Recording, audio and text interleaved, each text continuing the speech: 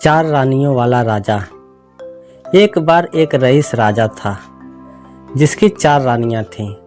वो अपनी चौथी रानी को सबसे ज़्यादा प्यार करता था। उसे महंगे कपड़ों से लादे रहता और बेहतरीन खाना खिलाता था। वो अपनी तीसरी पत्नी से भी बहुत प्यार करता था और उसका आसपास के राज्यों में बखान करता था, मगर उसे डर था कि वो एक दिन उसे किसी और के लिए छोड़ देगी।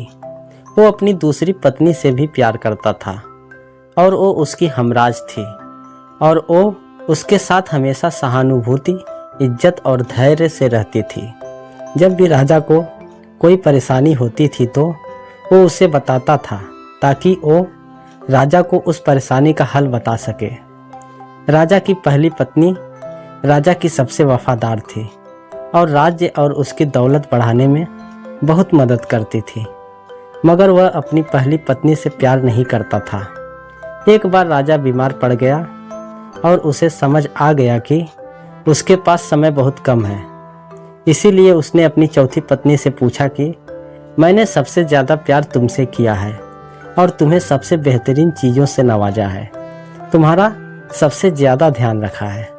अब जब मैं मरने जा रहा हूँ, क्या तुम मेरा साथ देने के लिए मेरे साथ चलोगी? तब उसके चौथी पत्नी ने जवाब दिया कि बिल्कुल नहीं। उसकी बात राजा के दिल में छुरी जैसी चुभी। अब दुखी राजा ने अपनी तीसरी पत्नी से पूछा कि मैंने सारी जिंदगी तुमसे प्यार किया, अब मैं जा रहा हूँ, क्या तुम मेरे साथ चलोगी? नहीं, ऐसा तीसरी पत्नी ने जवाब दिया। जिंदगी बहुत अच्छी है और जब तुम मरोगे तो मैं दोबारा से शादी करूँगी। अब राजा का दिल बैठ गया था और वो अब ठंडा पड़ गया था।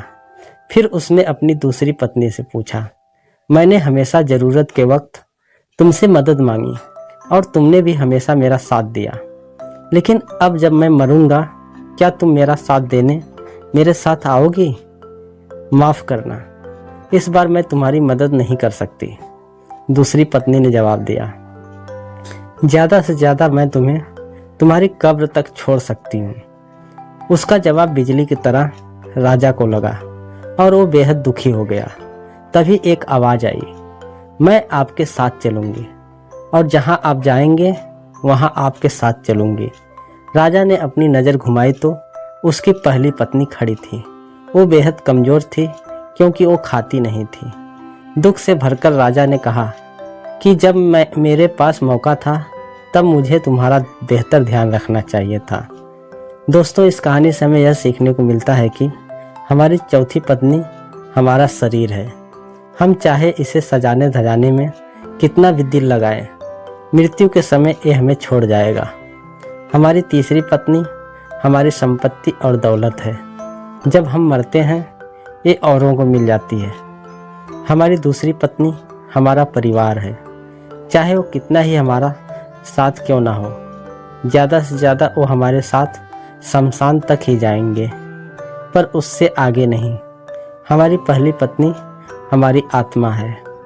हमारी आत्मा ही एक ऐसी है जो जहाँ हम जाएंगे वहाँ तक जाएगी।